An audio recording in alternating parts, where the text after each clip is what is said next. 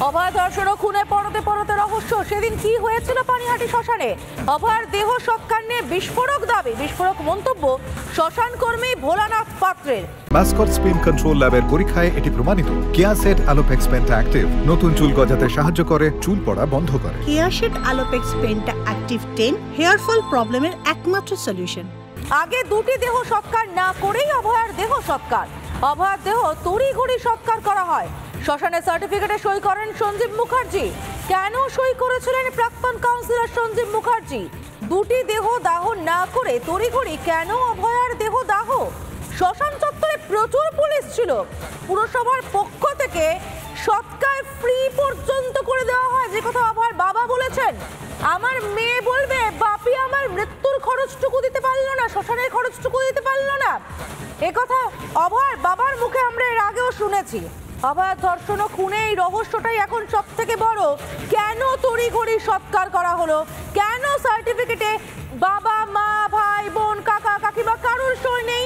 সঞ্জীব মুখার্জি প্রাক্তন কাউন্সিলর হঠাৎ কাকা হয়ে গেলেন, হঠাৎ কাকার পরিচয় সই করে ফেললেন এবং একই সঙ্গে তার আগে দুটি দেহ কিউতে ছিল, অর্থাৎ লাইনে ছিল। না করেই তড়িঘড়ি অভয়ের দেহ দাহ করা হলো। শ্মশান কর্মী তিনি কি বলছেন, কি বিস্ফোরক দাবি করছেন ভোলানাথ পাত্র, শুনুন।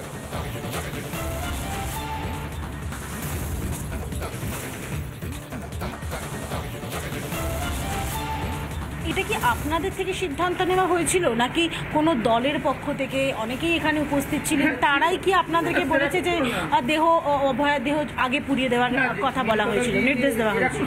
মেন কথা কি সকাল থেকে এরকম প্রাকৃতিক দুর্ঘটনা ঘটেছে আমরা শুনতে পাচ্ছি, তারাও টায়ার্ড হয়েছিল।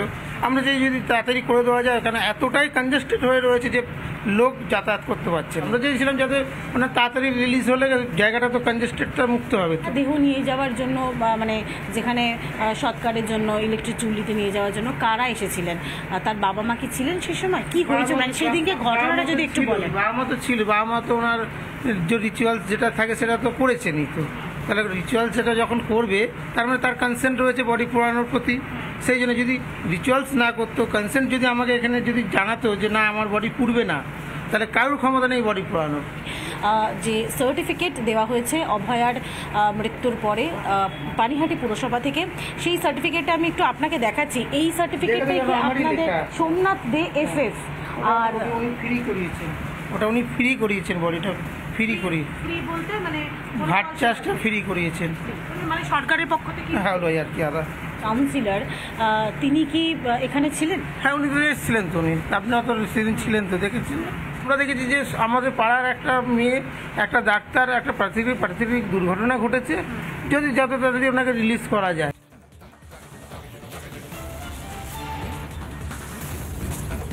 শুনলেন ভোলানাথ পাত্রের বক্তব্য এবং আপনাদের এবার শোনাবো অভয়ের বাবা ঠিক কি বলেছিলেন এই তড়িঘড়ি দেহ সৎকার নিয়ে, শুনুন।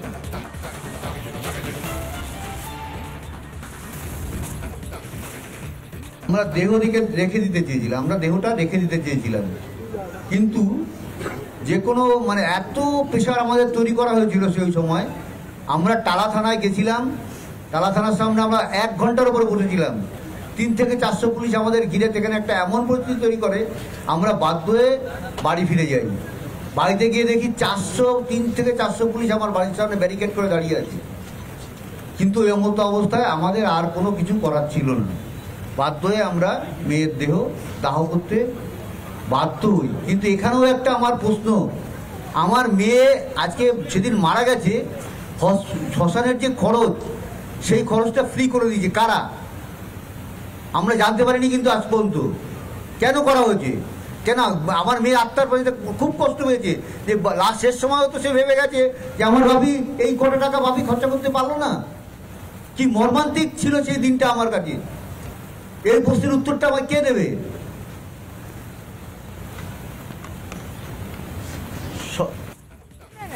বাবার বক্তব্য শুনলেন, কি মর্মান্তিক ছিল সেই দিনটা।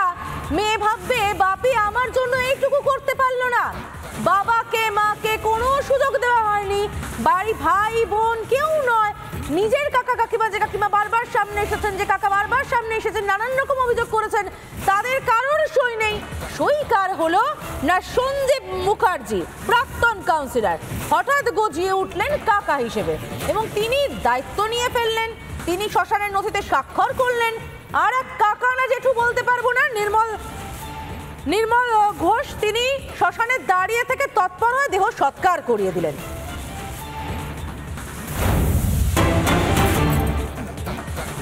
এবং এই নিয়েই শুভেন্দু অধিকারী সোশ্যাল মিডিয়ায় সরব হয়েছেন।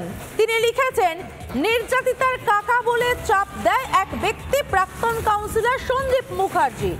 অপূর্ব বিশ্বাস, তিনি জিজ্ঞাসাবাদ শেষে বিস্ফোরক দাবি করেন। বলেন, ময়নাতদন্ত দ্রুত করার জন্য চাপ দেওয়া হয়েছিল, এক ব্যক্তি চাপ দিয়েছিল এবং কি বলেছিল, ময়নাতদন্ত না হলে রক্তগঙ্গা বইয়ে দেওয়া হবে। নির্যাতিতার কাকা বলে পরিচয় দিয়ে চাপ দেয় ওই ব্যক্তি। কে ওই ব্যক্তি? প্রাক্তন কাউন্সিলর সঞ্জীব মুখার্জি।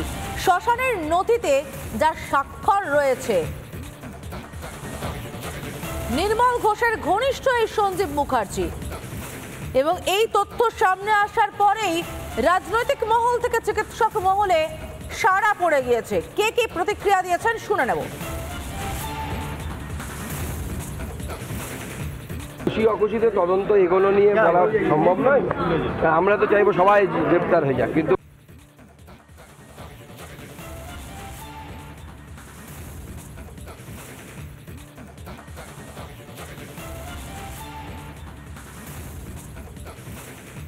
খুশি অখুশিতে তদন্ত এগুলো নিয়ে বলা সম্ভব নয়। আমরা তো চাইবো সবাই গ্রেপ্তার হয়ে যাক, কিন্তু তদন্ত তো ওইভাবে হয় না। তদন্ত তথ্য প্রমাণের উপরে হয়। তথ্য প্রমাণ না থাকলে সিবিআই হোক বা FBI হোক, কেউ কাউকে অ্যারেস্ট করতে পারবে না। তথ্য প্রমাণই তো এরা রাখেনি, সব তো মিটিয়ে দিয়েছে। সেই জন্য তো আমরা খুব চিন্তিত, আদৌ আসল অপরাধীরা ধরা পড়বে কিনা।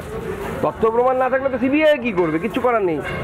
যে এলাকায় ক্রাইম হয়েছে সেখানে যদি 1000 জন যদি পা মারিয়ে দেয়, ফুটপ্রিন্ট পাওয়া যায়, জুতোর ছাপ যদি 1000 জনের পাওয়া যায়, সেখানে তথ্য প্রমাণ কিছু থাকে? 4 ডিগ্রি সেন্টিগ্রেডে সিমেন্ট পেসিমেন্ট রক্ষা করার কথা ছিল, রাখেনি, কোনো কিছু তো করেনি। মেয়েটির দেহের চাদর 3 বারের রং পরিবর্তন হয়েছে, সবুজ, লাল, নীল, এক একবার এক একজন বলছে। কি হয়েছে ভগবান জানে। জীবনের ঝুঁকি নিয়ে জীবন বাঁচাতে কোনো ক্রমে তারা হয়তো মানে তদন্ত করেছিলেন। এই যে একটা সন্ত্রস্ত পরিবেশ, ওটা একটা ফ্যাসিস্টিক ডিজাইন যেটা চলছে, একটা শাসক দলে মদতপুষ্ট কিছু মানুষ তারা এই যে দাদাগিরি করছে, টেট কালচার চালিয়ে যাচ্ছে, এই যে সিন্ডিকেটটা চালিয়ে যাচ্ছে, তারই আজকে চূড়ান্ত রূপ আছে আরজিকর মেডিকেল কলেজে আমরা দেখতে পেলাম। সিবিআই তদন্তের দাবি জানাচ্ছি, যারা এরকম থ্রেট করেছে বা যারা জোর করে এই ধরনের আইন ভেঙেছে, তাদেরকে সিবিআই তদন্তের আওতায় আনা হোক। কি তাদের ইন্টেনশন ছিল, এদের সবাইকে ধরা হোক এবং এদেরকে দৃষ্টান্তমূলক শাস্তি দেওয়া হোক, এই দাবি আমরা রাখছি। আমি ভেবেছিলাম যে হয়তো পোস্টমর্টম করার সিদ্ধান্তটা অনেকটাই তৎকালীন প্রিন্সিপাল এবং তৎকালীন MSVPর নির্দেশে হয়েছিল, কিন্তু এখন দেখা যাচ্ছে যে উনি কোনো রাজনৈতিক ব্যক্তির নাম করে এরকম কিছু বলছেন, ফরেন্সিকের হেড স্যার।